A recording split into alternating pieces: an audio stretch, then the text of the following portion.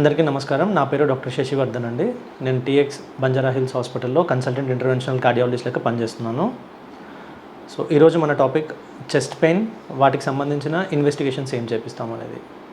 So ఇది ఎందుకు important అంటే చాలా ఇన్వెస్టిగేషన్స్ ఉంటాయండి చెస్ట్ పెయిన్లో. కార్డియాక్ కంప్లైంట్స్ కూడా, కార్డియాక్ వల్ల వచ్చే డెత్స్ కూడా చాలా ఇంక్రీజ్ అయ్యాయి రీసెంట్ టైమ్స్లో. సో అన్నెసరీ ఇన్వెస్టిగేషన్స్ అని అనిపిస్తూ ఉంటుంది చాలామందికి, ఈ సిరీస్ ఆఫ్ ఇన్వెస్టిగేషన్స్ చేపిస్తూ ఉంటే. సో ఏమేమి ఇన్వెస్టిగేషన్స్ డాక్టర్ ఎప్పుడు మీకు అడ్వైస్ చేస్తారు అనేది మనం తెలుసుకోవడం వెరీ ఇంపార్టెంట్. సో ఛాతీలో నొప్పి అంటే ప్రిడామినెంట్లీ ఇక్కడ మంట కానీ బరువుగా అనిపించడం, అది ప్రజెంటేషన్ ఛాతీ నొప్పి చాలామందికి చాలా టైమ్స్లో ఫీల్ అవుతూ ఉంటుంది. అంటే depending upon the duration, morning, మధ్యాహ్నం, ఈవినింగ్ టైంని బట్టి చేంజ్ ఉంటుంది. వాటి సిమ్టమ్స్ అసోసియేటెడ్ ఫీచర్స్ని బట్టి వేరే వేరే క్రైటీరియాలోకి మనం పెట్టుకుంటాం మామూలుగా. అంటే ఒక ఫిజిషియన్ పెడతారు అలా, కార్డియాలజిస్ట్ కానీ జనరల్ ఫిజిషియన్ కానీ. సో దీనికి సంబంధించిన ఇన్వెస్టిగేషన్ మనం ఎప్పుడు చేపిస్తామనంటే, ప్రధానంగా కార్డియాక్ ప్రాబ్లమ్ని 3 భాగాలుగా డివైడ్ చేస్తాము. Typical cardiac pain, atypical cardiac pain, non cardiac pain అని 3 విధాలుగా డివైడ్ చేస్తాము. అంటే ఇది ఖచ్చితంగా గుండె నొప్పి, లేకపోతే ఇది గుండె నొప్పి అయి ఉండొచ్చు, ఇది గుండె నొప్పి కాదు.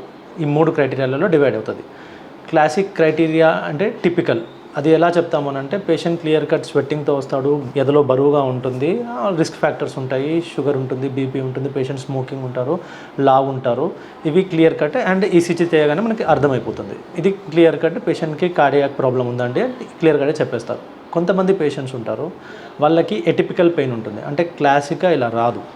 అది ఎవరికి వస్తుందంటే, కొంతమంది షుగర్ ఉన్న పేషెంట్స్కి, పోస్ట్ మెనోపాజల్ విమెన్కి, లేకపోతే యూజువల్గానే ఫీమేల్ పేషెంట్స్కి, ఎల్డర్లీ పేషెంట్స్కి కూడా ఎలా ఉంటుందని అంటే, పేషెంట్కి స్వెట్టింగ్స్తో కానీ ఇలా ఎదలో బరువుగా అలా రాదు. So simple just mild chest పెయిన్లా వస్తుంది, తినగానే కొంచెం ఎదలో బరువు అనిపిస్తుందండి అని వస్తారు మన దగ్గరికి. సో అటువంటి పేషెంట్స్కి మనము ఈసీజీ చేపిస్తాము. ఈసీజీలో క్లూస్ అన్నీ కొన్నిసార్లు క్లియర్గా ఉండవు. సో అటువంటి పేషెంట్స్కి ఏంటంటే ఈకో అడ్వైస్ చేస్తారు. ఈకోలో కూడా అన్నిసార్లు తెలియకపోవచ్చు. సో ఎందుకు ఇలా ఉంటుంది అని అంటే, ఈకో అనేది ఏంటంటే ఒక 25% of the heart myocardium involve అయితేనే మనకి ఈకోలో చేంజెస్ తెలుస్తాయి. 25% కంటే తక్కువ ఉందనుకోండి, సో ఈకోలో మనకి చేంజెస్ అంత ఈజీగా అప్రిషియేట్ అవ్వవు. సో అటువంటి టైమ్స్లో ఏం చేస్తామంటే, మనం మిస్ చేసే రిస్క్ చేయలేం కాబట్టి పేషెంట్కి ఫర్దర్ ఇన్వెస్టిగేషన్స్ అడ్వైస్ చేస్తాము. దాంట్లో బ్లడ్ ఇన్వెస్టిగేషన్స్ ఉంటాయి మీకు, అండ్ అదర్ ఇన్వెస్టిగేషన్స్ ఉంటాయి. లైక్ బ్లడ్ ఇన్వెస్టిగేషన్స్లో మీకు డాక్టర్ చెప్తారు, ట్రోపోనిన్ ఐ అని చెప్తారు, ట్రోపోనిన్ టీ అని చెప్తారు, హెచ్ఎస్సిఆర్పి అని చెప్తారు, ఎపోలైపోప్రోటీన్ బి అని చెప్తారు. సో ఇవన్నీ ఇన్వెస్టిగేషన్స్ కూడా మీకు హెల్ప్ అవుతుంది to pick up the cardiac disease. So అది కాకుండా టీఎంటీ అని రెగ్యులర్గా వింటూ ఉంటారు. స్ట్రెస్ మీకు ఈసీజీ టెస్టింగ్ అని అంటారు. ట్రెడ్మిల్ చేపిస్తారు మీతో. ఆ ట్రెడ్మిల్ చేసే టెస్ట్లో కూడా we'll able to pick up the cardiac, అంటే పేషెంట్ కార్డియాక్ కంప్లైంట్ చెప్తున్నాడా లేదా అనేది. సో అది కాకుండా కొన్నిసార్లు అంటే ఇప్పుడు కొంతమంది పేషెంట్స్ ఉంటారు, హై రిస్క్ పేషెంట్స్ ఉంటారు. లైక్ డయాబెటిక్ పేషెంట్, బీపీ ఉంది పేషెంట్కి, స్మోకర్ ఉన్నాడు, ఒబేస్ ఉన్నారు. ఇటువంటి పేషెంట్స్కి చెస్ట్ పెయిన్ వచ్చింది కానీ ఈసీజీలో బార్డర్ లైన్ చేంజెస్ ఉన్నాయి. అటువంటి పేషెంట్స్కి కొన్నిసార్లు సిటీ కొర్నరీ యాంజియోగ్రామ్ కానీ, ఇన్వాజివ్ కొర్నరీ యాంజియోగ్రామ్ కానీ చెప్తారు. యాంజియోగ్రామ్ అంటే మన గుండె దగ్గర నరాల్ని, బ్లడ్ వెజల్స్ని ఒక ఐదర్ సిటీ స్కాన్ ద్వారా కానీ, లేకపోతే ఇన్వాజివ్ యాంజియోగ్రామ్ అంటాం. అంటే ఇక్కడ చేతి దగ్గర నుంచి చిన్న ప్లాస్టిక్ ట్యూబ్ తీసుకెళ్ళి గుండె దగ్గర పెట్టి అక్కడ టెస్ట్ చేసి చూస్తాము. సో వాటిల్లో బ్లాకేజెస్ ఏమైనా ఉన్నాయా లేవా అనేది చెక్ చేస్తారు. ఇవి depending upon the patient complaints, వాటికి చేపించిన ఇన్వెస్టిగేషన్స్ని బట్టి డాక్టర్ తీసుకునే కాల్ ఉంటుంది. సో ఇవి అండర్స్టాండ్ చేసుకోవడం వెరీ ఇంపార్టెంట్. ఎందుకంటే కొంతమందికి క్లియర్ కట్గా మనం చెప్పవచ్చు ఇది కార్డియాక్ పెయిన్ కాదండి అని, కానీ కొంతమందికి బార్డర్ లైన్ ఉంటారు. ఈ బార్డర్ లైన్ కేసెస్ అనేవి పిక్ చేయడం వెరీ ఇంపార్టెంట్. అదర్వైజ్ ఏంటంటే సడన్గా మిడ్ నైట్ లేకపోతే ఎర్లీ ఇన్ ద మార్నింగ్ స్వెట్టింగ్స్ వచ్చేసి కొలాబ్ స్టేట్లో వస్తూ ఉంటారు పేషెంట్స్.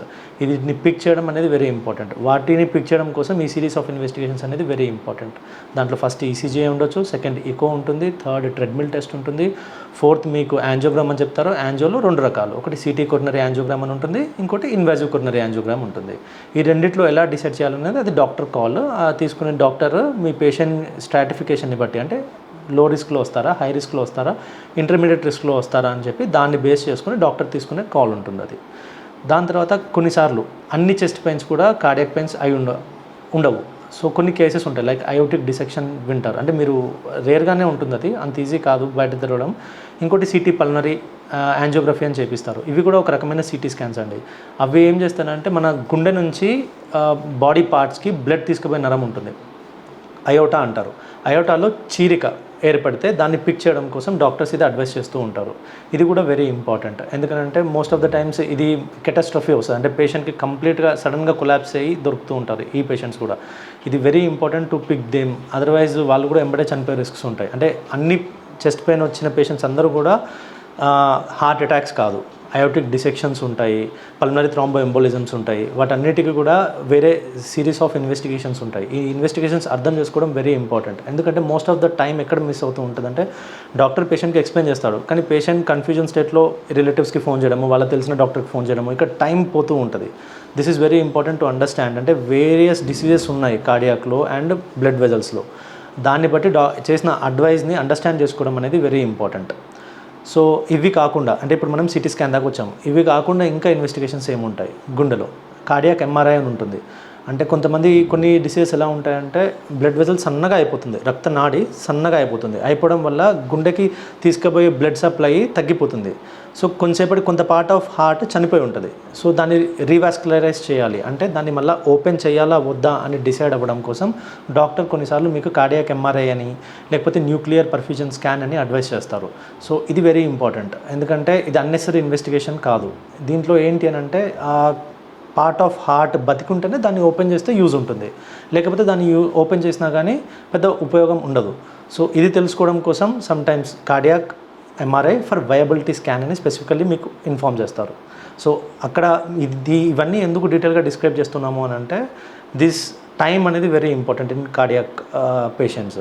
సో మనం ఎంత టైం వేస్ట్ చేస్తున్నామో in roaming around other hospitals, అక్కడ మనకి చాలా ఫెచింగ్ ఉంటుంది in order to pick up things and treat the patient as soon as possible.